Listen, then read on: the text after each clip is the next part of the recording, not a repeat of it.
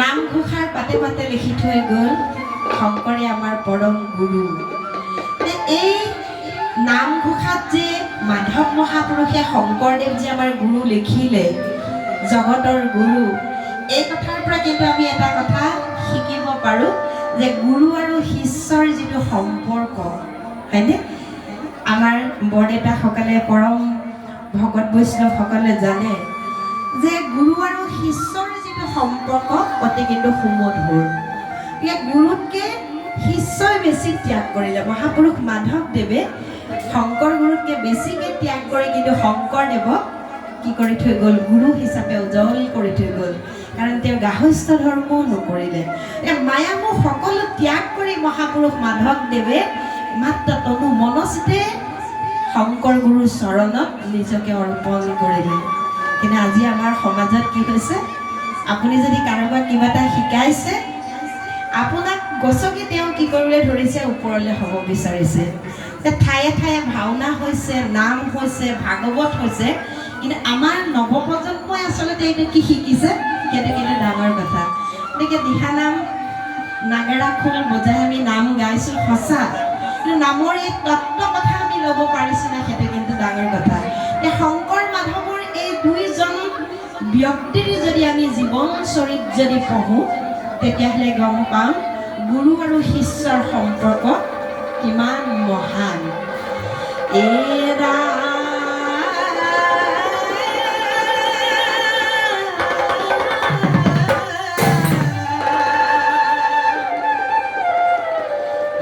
কৃষ্ণ আমাৰ ইষ্টদেৱ দৈৱ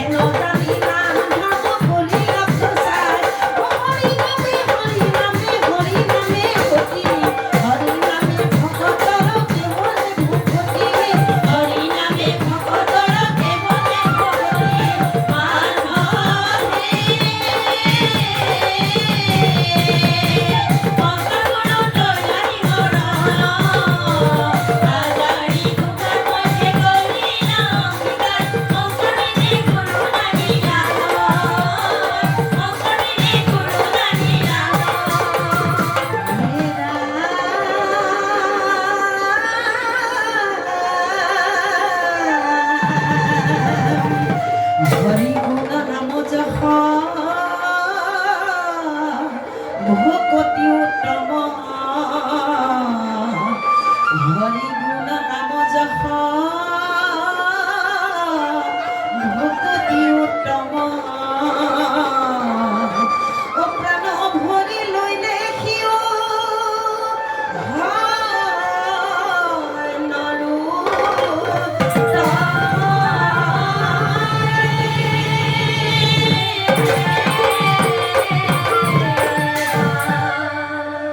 দিহানামৰ সুৰবোৰ ঠাইভেদে বেলেগ গোলাঘাটতো বেলেগ শিৱসাগৰতো বেলেগ আৰু অকণমান যদি আমি সিফালে যাওঁ তেতিয়া নগাঁৱৰ সুৰটো বেলেগ মধ্য অসমৰো বেলেগ গতিকে মই ইয়াৰ নামৰ অকণমান ঘোষা এটা নগাঁৱৰ সুৰতো গাইছোঁ সকলোকে সামৰি কিন্তু ইয়াৰ বিষয়বস্তু সকলোতে একে শংকৰ মাধৱ